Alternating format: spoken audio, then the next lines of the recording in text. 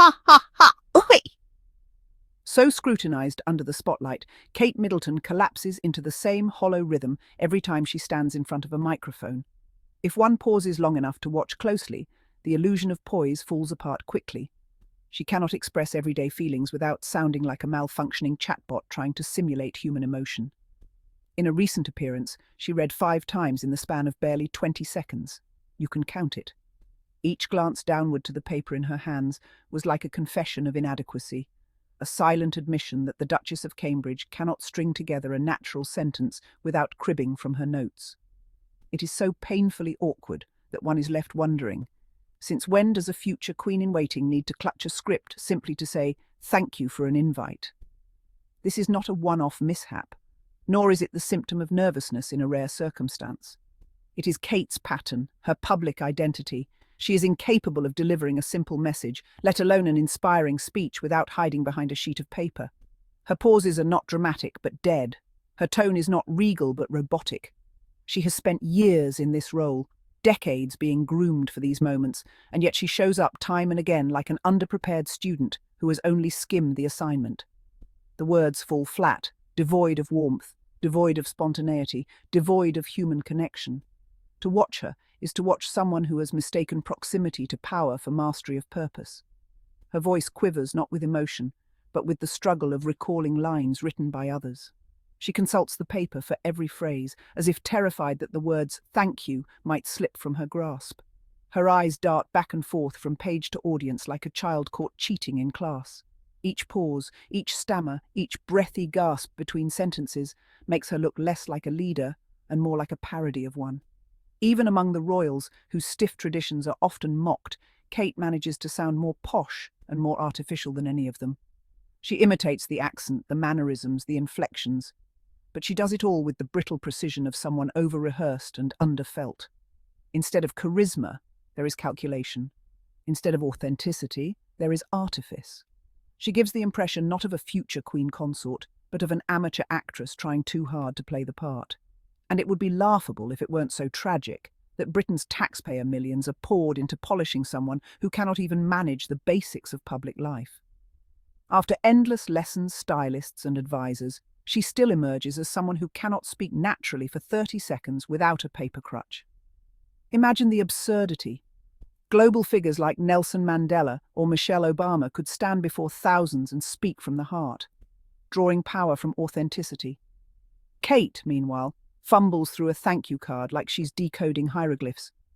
This weakness exposes something deeper about her reign of appearances. For all the talk of duty, poise and stability, she has never developed the muscle of sincerity. She shows up in designer dresses, she smiles for the cameras, but when it comes to the act of communication, the real bridge between figure and people, she collapses. It isn't shyness, it isn't humility, it is simply emptiness. There is nothing inside to draw from. No convictions, no fire, no natural empathy that flows into her words. What remains is the shell of a performance, one that requires written prompts for even the most basic human expressions. To rely on notes once in a while is forgivable. Public speaking can be daunting. But to rely on notes so heavily, so consistently, so embarrassingly, even in trivial moments, reveals something beyond stage fright. It is a chronic incapacity. And this incapacity is dressed up as elegance, marketed as grace, yet it is neither. It is pathetic, it is laughable, it is a failure that grows more glaring with each public appearance. Consider how she pauses before every sentence, not to emphasize meaning, but because she is searching for her place on the page. Consider how the warmth of her message evaporates as her eyes break contact, returning to the lifeless ink beneath her. Consider how her posture tightens, her delivery stumbles, and her voice shrinks into monotone.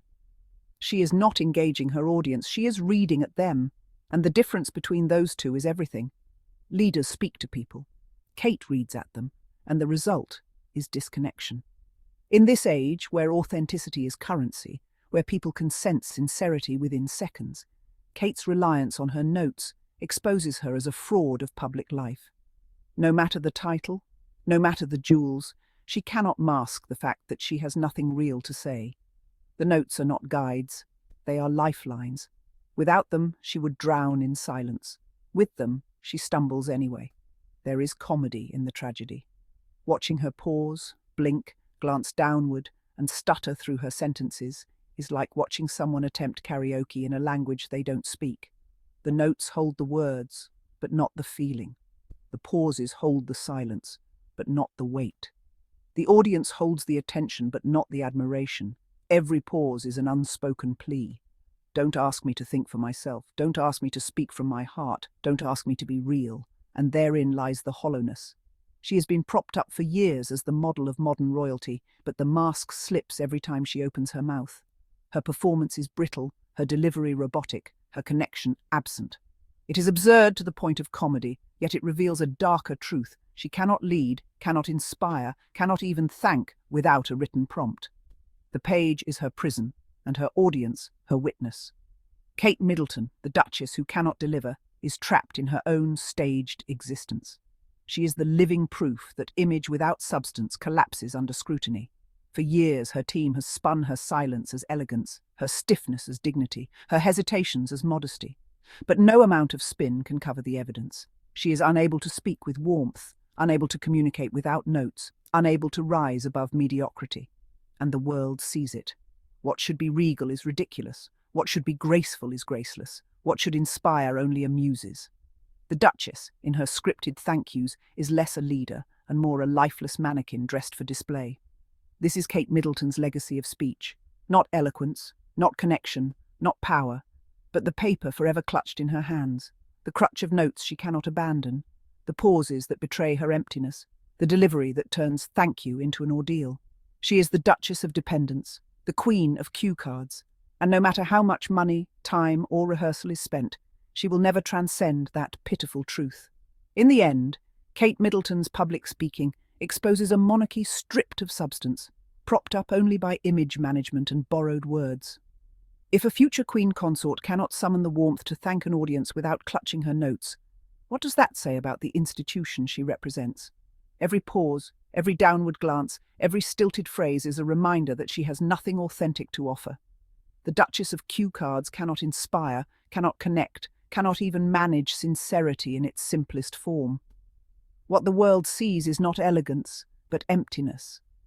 What should have been a moment of gratitude instead becomes a spectacle of detachment.